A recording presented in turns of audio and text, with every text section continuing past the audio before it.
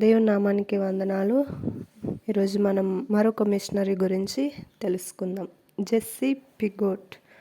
1851లో రోజ్డేల్లోని ఒక ధనిక బాప్టిస్ట్ కుటుంబంలో టావిస్టన్ స్క్వేర్లో జన్మించింది. ఆమె తల్లి ఎమిలీ లీడియా కెంప్ మరియు ఆమె తండ్రి జార్జ్ టాక్వే కెంప్ జేపీ ఒక మెజిస్ట్రేట్ మరియు ప్లాన్నెల్ తయారీదారి. భారతదేశం మరియు చైనాలకు బ్రిటిష్ మిషనరీ. తైవాన్ ఊచకోతలో ఆమె కుమారుడు, భర్త మరియు 40 మందికి పైగా ఇతరులతో పాటు ఆమెను ఉరితీశారు. ఆమె కుటుంబం మొత్తం మిషనరీల పనిపై ఆసక్తి కలిగి ఉంది కాబట్టి ఆమె భారతదేశంలో స్వచ్ఛందంగా ఎప్పుడు సేవ చేయవచ్చో ఊహించబడింది. మరియు ఆమె తండ్రి ఆమెను అలహాబాద్ మరియు ఢిల్లీలోని బాప్టిస్ట్ మిషనరీ సొసైటీలో సేవ చేయడానికి ఈజిప్టుకు తీసుకెళ్లాడు. ఆమెను వైద్య కారణాల వల్ల తిరిగి పంపించారు మరియు ఆమె వైద్యులు ఆమె తిరిగి రావడాన్ని నిషేధించారు.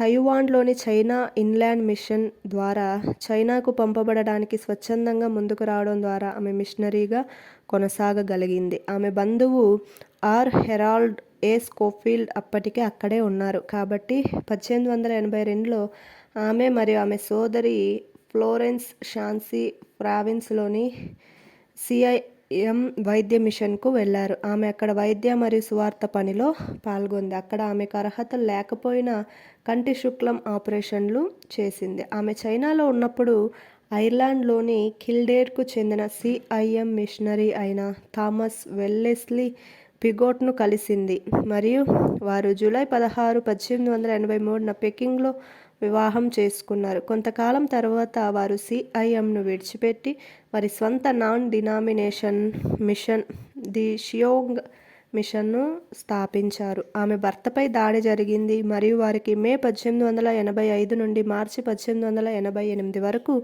బ్రిటన్లో సెలవు ఇవ్వబడింది. ఈ సమయంలో యూకేలో కంటి ఆపరేషన్ల గురించి మరింత తెలుసుకోవడానికి ఆమె అవకాశాన్ని ఉపయోగించుకుంది మరియు ఆమె వారి ఏకైక సంతానం విలియం వెల్లెస్లీ పిగోట్ను 4 ఆగస్టు 1887న జన్మనిచ్చింది. పిగోట్ తైవాన్లో మరణించారు. చైనాలో పరిస్థితి విదేశీయులకు ప్రమాదకరంగా మారుతోంది మరియు స్థానిక అధికారులు వారి రక్షణకు హామీ ఇవ్వడానికి నిరాకరించడంతో పిగోట్ మరియు ఆమె కుటుంబం చివరికి అక్కడి నుండి వెళ్ళిపోయారు. వారి ఇంటి నుండి వెళ్ళిపోయారు కానీ అది చాలా ప్రమాదకరమని భావించి తిరిగి రావాలని నిర్ణయించుకున్నారు. వారిని బంధించారు మరియు ఆమె భర్త, ఆమె కొడుకు శిరచ్ఛేదం చేయబడ్డారు. తైవాన్ ఊచకోతలో 44 మంది మిషనరీలు మరణించారు. ఆమె జీవితం మరియు ఆమె భర్త జీవితం గురించి స్థిరమైన మరణం వరకు అనే ఒక పుస్తకం ప్రచురించబడింది.